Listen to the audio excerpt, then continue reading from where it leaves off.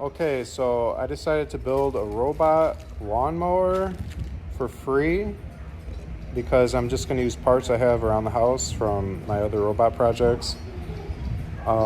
This has been something on my mind for a long time, and I just decided to pull the trigger and just get this thing started. So ultimately, the only motor I could think of that was powerful enough to drive a robotic lawnmower that I had was an alternator for a car that we sold for scrap, the Nissan Murano. So this is the alternator, and I'm going to use it as a motor instead.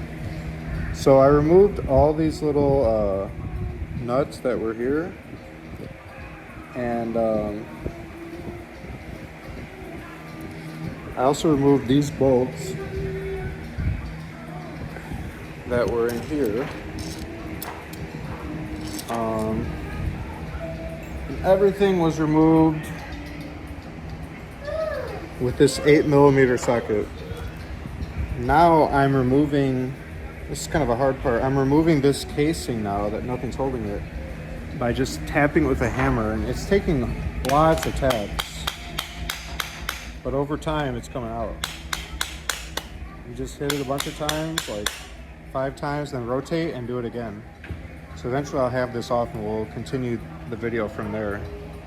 Oh, and one other thing I want to say about this mower is because I'm using this, it's already going to weigh about 10 pounds just from the alternator motor alone. But this thing will have a lot of torque and speed. I believe it should be fine. Whereas, like I said, every motor I have besides this is not going to be strong enough. I think this one would be strong enough because I've seen a guy use it for a scooter that was fast and strong. So I think this thing can make a beefy motor. And it was totally free for me. And anybody can get an alternator from like an old car that they're replacing or whatever. I don't know. It seems like people can get alternators for very cheap. So that's why I think other people can follow along with this. Alternators are pretty easy to come by, I feel like. The other thing is, to save money, I'm actually going to go with a corded robot lawnmower, which is pretty much unheard of. I'm going to have a cord management system with it being actively reeled in or released programmatically using a motor and controls.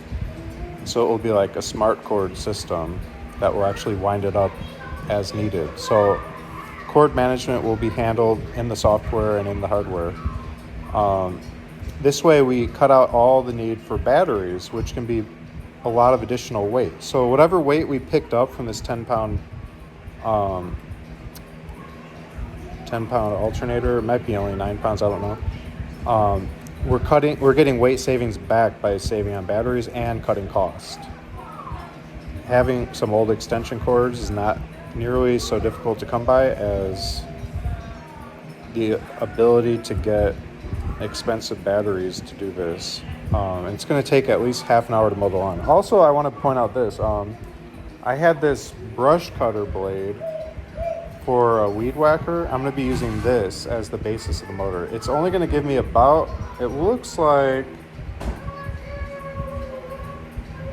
maybe a 10 or 11 inch total mowing path end to end, which is small.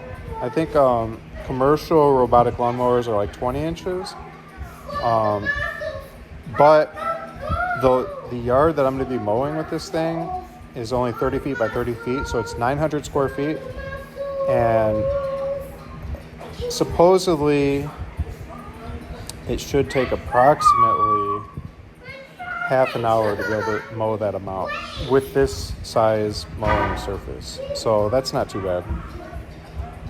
All right, I got it open, but I had to take this thing off too, which was just a 10mm screw right here, and then this part came off, and that enabled it to come out.